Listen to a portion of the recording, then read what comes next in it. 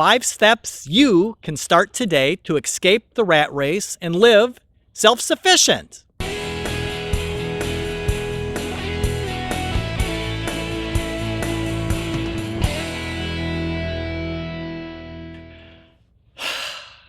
Here's the deal.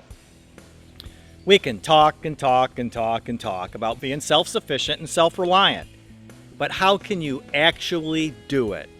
Yep, it's easy to say, quit your job.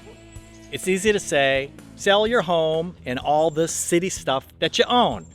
And it's even easy to say, hey, move out to the country. Does this sound scary? Does this sound completely impossible? Yep. Living self-sufficient and self-reliant, it means different things to different people. Hey, ask a group of homesteaders what living off-grid means and sit back and enjoy the show because it'll be entertaining. Each person has their own opinion, and it's the same with being self-sufficient. You get to decide what it means to you. You're ready to get serious about living self-sufficient. But hey, where do you start? Let's chat about 5 steps that you can start today to living self-sufficient and self-reliant. Step number 5, it's about the money. Hey, it's always about the money. The average person lives paycheck to paycheck. And the truth is, most of us are actually in debt. We're living a life we can't afford. And a necessary step to being self-sufficient is to get rid of debt, all of it. You can't live self-sufficient being in debt. And open a savings account and call it your self-sufficient life savings account. Number 4, learn some basic survival skills. It's important you know you can take care of yourself.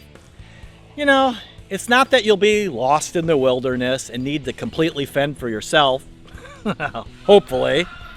It's mostly about the mental attitude. You knowing you have the skills if you should need them. Like how to build a basic shelter, how to find some drinking water, how to find food, what can you safely eat and drink. Number 3, learn to be a handyman or a handy woman.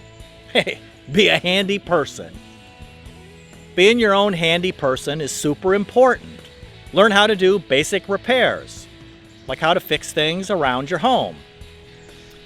To be self-sufficient, you need to be able to have basic carpentry, basic plumbing, basic electrical, and some basic mechanical skills. You can't expect to call someone to come to your homestead every time something breaks or every time something needs to be repaired. Number 2, produce your own food. Wherever you live, you can have a garden. It might just be a couple of plants in pots, or maybe it's a small raised bed garden on your deck or your patio. Get some chickens. Even in the city, yes, many cities allow you to keep a few hens. Chickens are awesome, easy to care for pets, and unlike your typical pet, they contribute to your breakfast.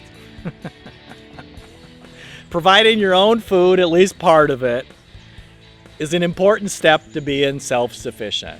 And number 1, the most important step of all, reprogram your brain. You have to rewrite your reality. Being self-sufficient and self-reliant is all about attitude. As you begin your journey from a dependent life to a self-sufficient life, changing the way that you think, changing your attitude will likely be the most difficult thing that you have to do. Most of us today are what we might call consumers. We consume things. Everything we use comes from a store of some kind. Being self-sufficient and self-reliant means you must shift from being a consumer, buying everything that you use, to being a producer, making the things that you use. And as you start your journey, remember, Family and friends will be concerned with your plans, and they'll try to talk you out of it. They will, trust me. It's all about your attitude. You get to decide. If you have a friend that's interested in living self-sufficient, please share this video with them. And if you have any questions, please ask. We are more than willing to help you because we truly want you to succeed. We want you to pursue your self-sufficient life dreams. Live life doing it yourself.